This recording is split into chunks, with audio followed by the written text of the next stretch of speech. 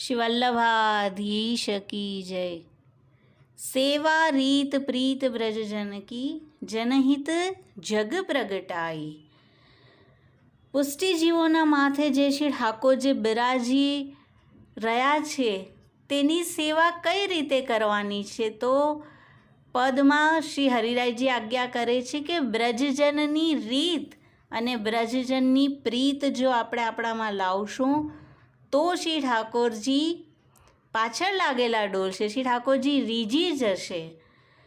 પદ્મનાભદાસજીના 45 ગૂઢ પદમાંનું 33મું ગૂઢ પદ છે કે જેમાં આપ આ રીતને બતાવી રહ્યા છે, આ પ્રીતને બતાવી રહ્યા છે। તો આપણે પદના ભાવોને જાણીએ। સુનો બ્રજજન માર્ગ કી બાતે, ઉબટ બાટ લૂટત પંથી સબ કહિયત હો તાતે। આ પદ જ્યારે આપણે ધ્યાનથી જોશું તો એવું લાગશે કે માનો આપણા સેવ્ય સ્વરૂપ આપણી આંગળી પકડીને આપણને બતાવી રહ્યા હોય કે જો આ વ્રજજનની રીત હતી, આવું મારું નંદાલય છે, આવા શ્રી અમનાજી છે, આવા શ્રી ગિરિરાજ બાવા છે, ત્યાં અલગ અલગ આવા પક્ષીઓ છે, દરેકે દરેક વર્ણન માનું સ્વયં શ્રી ઠાકોરજી આપણને બતાવી રહ્યા હોય તેવું લાગી રહ્યું છે। પદ્મનાભદાસજી કહે છે કે શ્રી ગોપીજનના માર્ગની રીતને શ્રવણ કર, યજ્ઞ આદિ અન્ય માર્ગોએ વિચરનારા માર્ગમાં જ લૂંટાઈ જાય છે, ફલની પ્રાપ્તિ થતી નથી માટે કહું છું। હવે જ્યારે આ માર્ગ ઉપર આપણે ચાલવાની શરૂઆત કરશું તો શું આવશે? આ માર્ગમાં વિસામો લેવા પગલે પગલે પ્રેમપુરી છે, ત્યાં સ્નેહ દુહાઈ એટલે કે ઘોષણાની ધ્વનિ ગર્જના કરી રહી છે, પ્રેમનગરીના મહેલ પર અભય ધ્વજા ફરકી રહી છે, ભાવરૂપી વૃક્ષોની સઘન છાયા છાઈ રહી છે, ભાવ વૃક્ષ પર મધુરમયી ફલ ફૂલ શોભી રહ્યા છે, સુંદર લતા વૃક્ષોને લપટાઈ રહી છે। ત્યાં સામે દર્શન થઈ રહ્યા છે શ્રી અમનાજીના કિનારા પર લાલ પગવાળા સફેદ રાજહંસોની હારમાળા પુષ્પમાળાની જેમ શ્રી અમનાજીને શોભે છે, લલિત નિકુંજોમાં શ્યામ બિરાજી રહ્યા છે, સારસ, હંસ, ચકોર, મોર આવા અલગ અલગ પક્ષીઓ છે। સારસ રસપૂર્ણ પક્ષી છે, હંસ વિવેકી છે, ચકોર આસક્ત અને મોર નિષ્કામ પક્ષી છે। આ ખગ સ્વરૂપ ભક્તજન આ માર્ગ પર પ્રેમવારીનો સંચાર કરી રહ્યા છે। પ્રેમપુરીના સદનમાં નંદલાલના સ્નેહમાં મત્ત બનેલા કોકિલ એક સ્વરે કૃષ્ણ ગુણગાન કરી રહ્યા છે, પરસ્પર સરસ વચનામૃત વરસવાથી ઠેર ઠેર રસ સરોવરો ઉછળી રહ્યા છે, રસની આપલે થઈ રહી છે આ બધા ભક્તો દ્વારા। ભક્તોના નેત્રકમળ અને મન કુમુદિની આ સરોવરમાં શોભી રહ્યા છે, વેણુના રંધ્ર મત્ત મધુપ ગણ છે કે જે પ્રભુના મુખ કમલનું પાન કરે છે। વેણુનાદ કરાવતા નિકુંજોમાં ગજગતિએ ચાલતા શ્યામ સુંદરને વૃક્ષ પરની લતાઓ સ્પર્શ કરે છે,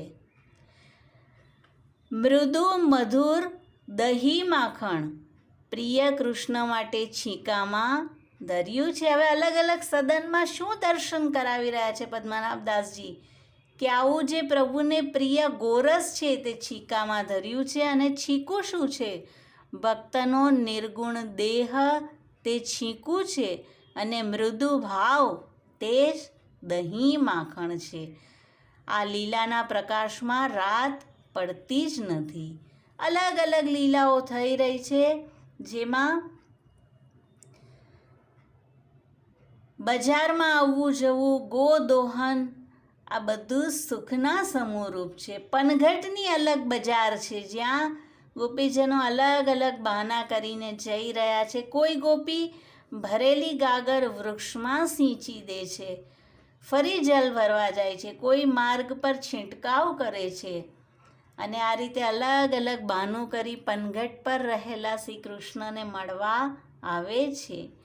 આગળ વાત આવી રહી છે સિંહ પોરની. તેની પેઠ તો અટપટી છે. દ્વાર પર શ્રી ઠાકોરજીની રૂપ રાશિ પ્રકાશે છે. તેને પોતાના નેત્રરૂપી ત્રાજવાથી તોલી સર્વસ્વ અર્પણ કરી ગોપીજનો લે છે.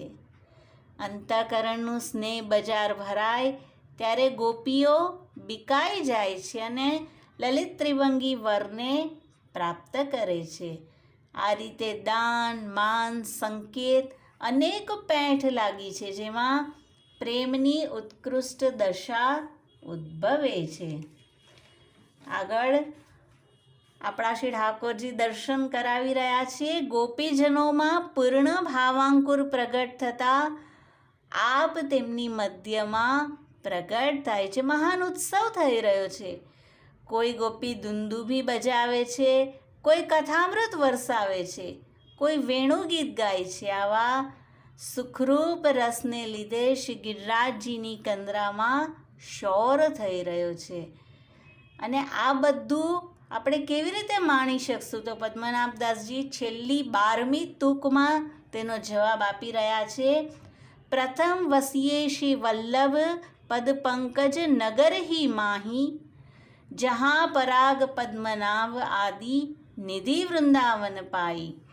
આ માર્ગની પ્રાપ્તિનો ઉપાય બતાવતા આપ કહે છે, પ્રથમ શ્રી વલ્લભના ચરણકમલ નગરમાં વસવું. પછી જે ભક્તો પદ્મનાભદાસજી વગેરે વૃંદાવનની આ નિધિને પ્રાપ્ત કરી છે, તેના સંગમાં રહી અનન્ય આશ્રયપૂર્વક શ્રી વલ્લભ વચનામૃતોનું સેવન કરવાથી શ્રી વૃંદાવનની નિધિ પ્રાપ્ત થાય છે. તો શ્રી વલ્લભે મહદ કૃપા કરી આ જ વૃંદાવનની નિધિને આપણા માથે પધરાવી આપ્યું છે અને આ દરેકે દરેક ભાવાત્મક સ્વરૂપો શ્રી ઠાકોરજી સાથે આપણે ત્યાં બિરાજી જ રહ્યા છે.